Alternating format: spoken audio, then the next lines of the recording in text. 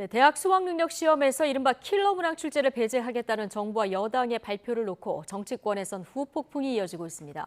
윤석열 대통령의 섣부른 지시가 수능을 앞두고 혼란을 키웠다는 민주당의 공세에 국민의힘은 지난 대선 때 이재명 대표도 비슷한 공약을 내놨다고 받아쳤습니다. 박광렬 기자입니다. 국민의힘은 윤석열 대통령의 지시가 수능 난이도 논란으로 번지자 본질은 공정한 수능이라며 정부를 엄호했습니다.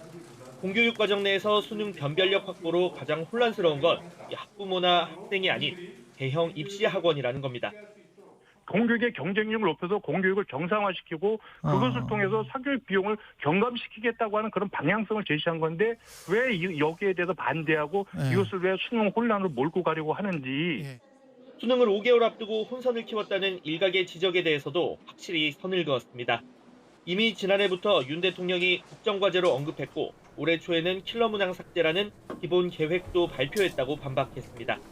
그러면서 국정 철학을 신속하게 반영하지 않는 교육계 내부의 강한 카르텔 가능성을 제기했습니다.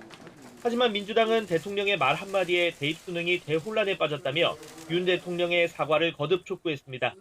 만 5살 초등학교 입학 논란에 이어서 최악의 교육 참사라고 불릴만 합니다.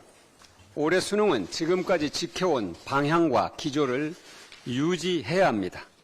대통령의 지적과 담당자 경질 그리고 사임이라는 과정이 윤석열 정권의 국정운영 공식과 닮았다며 국회 차원의 긴급 현안 질의를 추진하겠다고 압박 수위를 높였습니다.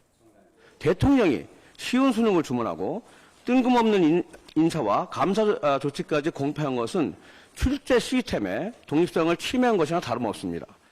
국민의힘은 발끈했습니다. 지난 대선 당시 민주당 이재명 캠프의 교육 관련 공약에 사교육 의존도 높은 수능 초고난도 문항 출제 금지가 담겨 있다며 또 하나의 내로남불이라고 꼬집었습니다. 교육 과정에 없는 킬러 문항 배제는 지난 대선 당시 이재명 대표의 공약이었고 민주당도 사교육 건전하고 공교육에 대한 신뢰를 높이기 위한 개혁의 시급함을 잘 알고 있을 것입니다. 정부가 공교육 강화와 사교육비 절감 등 후속 대책 발표를 예고한 가운데 윤석열 정부의 교육 정책을 둘러싼 여야 대립이 갈수록 격화되는 모습입니다. YTN 박광렬입니다.